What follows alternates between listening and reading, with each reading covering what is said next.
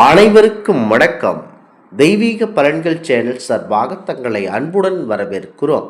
இன்று நாம் காணொளியில் காண விரும்புவது வைகாசி மாதம் வளர்பிறை சஷ்டி விரதம் சிறப்புகளை பற்றி இந்த காணொளியில் பார்க்கலாம். வாருங்கள் காணொளிக்கு செல்லலாம். மறக்காமல் ஒரு சப்ஸ்கிரைப் செய்யவும். வைகாசி மாதம் வளர்பிறை சஷ்டி என்பது கந்தபெருமானை வழிபட உகந்த திருநாளாகும். கார்த்திகை மாதத்திற்கு அடுத்தபடியாக முருகப்பெருமானுக்குரிய சிறப்புக்குரியதாக இது கருதப்படுகிறது. இந்த நாளில் விரதம் இருந்து கந்தனை வழிபடுவது வாழ்வில் சகல நன்மைகளையும் செல்வத்தையும் மாறி வழங்கும் என்பது நம்பிக்கையாகும். சஷ்டி என்று பிரம்ம முகூர்த்த நேரமான 4 மணி முதல் 6 மணி உள்ள நேரத்தில் அதிகாலையில் எழுந்து நீராடி கந்தபெருமானுடைய மந்திரங்களை சொல்லி வழிபடத் தொடங்க வேண்டும். நாள் முழுவதும் உணவு ஏதும் உட்கொள்ளாமல் விரதம் இருப்பது சிறப்பம்சம்.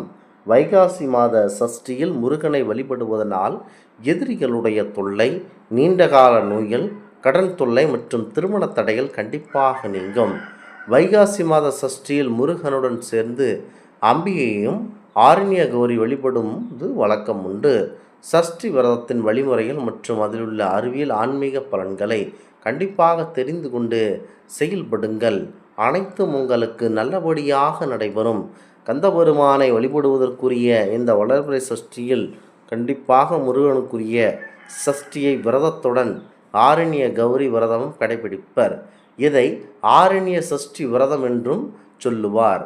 அம்பிகையையும் முருகப்பெருமானையும் ஒரே நாளில் விரதம் இருந்து வழிபடுவதனால் வைகாசி மாதத்தில் வரும் வளர்பிறை சஷ்டி மிகவும் விசேஷமானவை. முக்கியமாக அதிலும் மிகவும் விசேஷதாக கருதப்படும். ஆரண்யம் என்றால் காடு. முருகனின் துணையான தெய்வ யானையை சஷ்டி தேவி என அழைக்கிறார்கள். இவரை நோக்கி இருக்கப்படும் விரதமே ஆரண்ய சஷ்டி விரதம் அல்லது வனகௌரி விரதம் என சிறப்பு கூறுவர். மாதங்களில் கார்த்திகை மாதத்திற்கு அடுத்தபடியாக முருகப்பெருமானை விரதமிருந்து வழிபட உகந்த திரு மாதமாகும். இந்த மாதத்தில் வரும் சஷ்டி திதியும் விஷாகம் நட்சத்திரமும் முருகனின் அருளை பெறுவதற்கு ஏற்ற திருநாளாகும். அனைத்து மாதங்களில் வரும் சஷ்டி திதி முருகனை வழிபடுவதற்கு சிறந்த நாள் என்றாலும் முருகப்பெருமானுக்குரிய வைகாசி மாதத்தில் வரும் சஷ்டி திதி, அதிலும் வளர்பிறை சஷ்டி திதி வாழ்க்கையே மாற்றும் சக்தி படைத்ததாகும். திதிகளில் 6வது திதியாக வருவது சஷ்டி திதியாகும். அமாவாசை மற்றும் பௌர்ணமிக்கு பிறகு 6வது திதியாக வருவது சஷ்டி. இதனால் இது ஆறுமுகனை வழிபட ஏற்ற திதியாயிற்று. முருகப்பெருமான், நரசிம்மர், திருஞான சம்பந்தர், திருக்கோட்டியூர் நம்பிகள், காஞ்சி மகா பெரியவர் போன்ற தெய்வீக அவதாரங்கள் நிகழ்ந்த மாதம்தான் வைகாசி மாதம். முக்கியமாக அதேபோல் வைகாசி மாதத்தில் சிவபெருமானுக்கு கடைபிடிக்கப்படும் ரிஷ விரதம் எப்படி சிறப்பு வாய்ந்ததோ அதேபோல் முருகனுக்கு இந்த வளர்பிறை சஷ்டி விரதம் சிறப்பானதாகும். இந்த மாதத்தில் எந்நாளிலும் விரதம் இருந்து வழிபட்டாலும் முந்தைய பிறவிகளிலும் இப்பிறவிகளிலும் தெரிந்தும் தெரியாமலும் செய்த பாவங்கள் நீங்கி வளமான வாழ்வு பெற முடியும் என்பது ஐதீகமாகும். வைகாசி வளர்பிறை சஷ்டி அன்று அதிகாலையிலேயே எழுந்து நீராடி முக்கியமாக முருகப்பெருமான் படத்திற்கு செவ்வழி மலர்களை சூட்டி விளக்கேற்றி வழிபட வேண்டும்.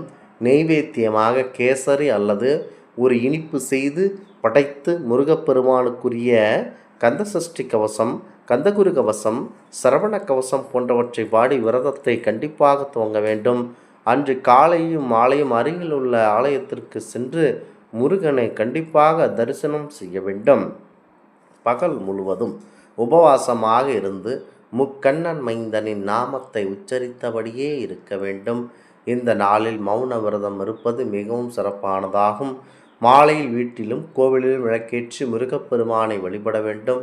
மாலையில் முருகனுக்கு படைத்த நைவேத்தியத்தை சாப்பிட்டு விரதத்தை நிறைவு செய்யலாம். வைகாசி வளர்பிறை சஷ்டி என்று விரதம் இருந்து வழிபடுபவர்களுக்கு தொழில் வியாபாரத்தில் நேரடியாகவும் மறைமுகமாகவும் இருந்த எதிர்ப்புகள் நீங்கும், வழக்குகள் தீரும், திருஷ்டி தோஷங்கள் நீங்கும். நீண்ட நாட்களாக தேடி அலைபவர்களுக்கு நல்ல வேலை கிடைக்கும். திருமணம் தள்ளி போகிறவர்களுக்கு விரைவில் திருமணம் நடைபெறும். முருகனுக்குரிய சஷ்டியில் விரதம் இருப்பவர்களுக்கு கேட்ட வரங்கள் அனைத்தும் கிடைக்கும். மனதில் உள்ள பயம் அனைத்தும் விலகும். எடுத்த காரியத்தில் வெற்றி மேல் வெற்றி தேடி வரும். சஷ்டி திதி என்று ஓம் சரவண பவ, அதாவது சரவண பவாய நம என இந்த மந்திரத்தை நாள் முழுவதும் உச்சரித்தபடி இருப்பது ஆயுள், ஆரோக்கியம், புகழ், செல்வம் என அனைத்து நலன்களையும் முருகப்பெருமான் அள்ளித் தருவார். இந்த 6 எழுத்து மந்திரம் நம்மை எப்போதும் கவசம் போல் இருந்து காப்பாற்றும், தீமைகளிலிருந்து நம்மை விடுவிக்கக்கூடிய அற்புதமான விரதம்தான் இந்த சஷ்டி விரதம். சஷ்டியானது சிறப்புமிக்கது. அதுவும் பெரும்பாலும் குழந்தை வரம் பெற சஷ்டி விரதம் இருப்பது நல்லது என கூறுவர்.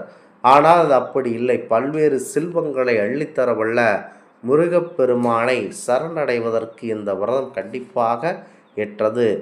சூரியன் ரிஷபராசியில் இருக்கும் காலம் வைகாசி மாதமாகும். இந்த மாதத்தில் வரும் வளர்பிறை சஷ்டி மிகவும் விசேஷமானது. முருகப்பெருமானுக்கு கார்த்திகை மாதம் மிகவும் உயர்ந்ததாக சொல்லப்படும். அதற்கடுத்து உகந்த மாதம் வைகாசி மாதம்தான். விசாகன் என்ற அசுரனை வதம் செய்தது இந்த மாதத்தில் என்பதனால்தான் வைகாசி விசாகம் பெருமளவு சிறப்பாக கொண்டாடப்படுகிறது. வைகாசி வளர்பிறை சஷ்டியில் முருகனை எப்படி வழிபட வேண்டும், அதனால் கிடைக்கும் நன்மைகள் என தெரிந்து கொண்டு அவ்வாறு செயல்பட வேண்டும். நீங்கள் வளர்பிறை, அதாவது வைகாசி மாத வளர்பிறை சஷ்டி என்று அதிகாலையிலேயே எழுந்து நீராடி பூஜை அறையை சுத்தம் செய்து வள்ளி தெய்வ யானையுடன் கூடிய முருகப்பெருமானின் படத்தை வைத்து வழிபட வேண்டும். சந்தனம் மற்றும் மஞ்சளிட்டு வாசனை மிகுந்த மலர்களால் கந்தபெருமானை அலங்காரம் செய்து கொள்ள வேண்டும். வீட்டில் வேல் வைத்து இருப்பவர்கள் அந்த வேலுக்கு பாலும் பன்னீராலும் அபிஷேகம் செய்து சந்தன குங்குமம் பொட்டு வைப்பது நல்லது. நெய்வேத்தியம், அதாவது நெய்வேத்தியம் வைக்க முருகப்பெருமானுக்கு சர்க்கரை பொங்கல், கேசரி போன்ற ஏதாவது ஒன்றை வைத்து முருகனை அன்றைய தினம் முழுவதும் மனதார துதித்து வழிபடுவது யோகம் தரும். அல்லது சித்திரன்னங்கள் எனப்படும் கலவை சாதங்களை செய்து தாராளமாக முருகப்பெருமானுக்கு படைக்கலாம். மேலும் காலை முதல் மாலை வரை உணவேதும் உண்ணாமல் உபவாசம் இருந்து கந்தகுரு கவசம், சண்முக கவசம், கந்தசஷ்டி கவசம், ஸ்லோகம் மற்றும் முருகனுடைய மந்திரங்களை உச்சரிப்பது யோகம் தரும். பின்னர் மாலை வேளையில் கோவிலுக்கு சென்று முருகப்பெருமானை வழிபடலாம். கோவிலுக்கு செல்ல முடியாத நிலையில் வீட்டிலேயே முருகனுக்கு பூஜை செய்யலாம். பிறகு முருகனுக்கு தீபமேற்றி பூஜை செய்த பின்னர் விரதத்தை தாராளமாக நிறைவு செய்து கொள்ளலாம். இந்த ஆன்மீக தகவல் உங்களுக்கு பிடித்து இருந்தால் தெய்வீக பலன்கள் சேனலை கண்டிப்பாக சப்ஸ்கிரைப் செய்து கொள்ளவும். மீண்டும் ஒரு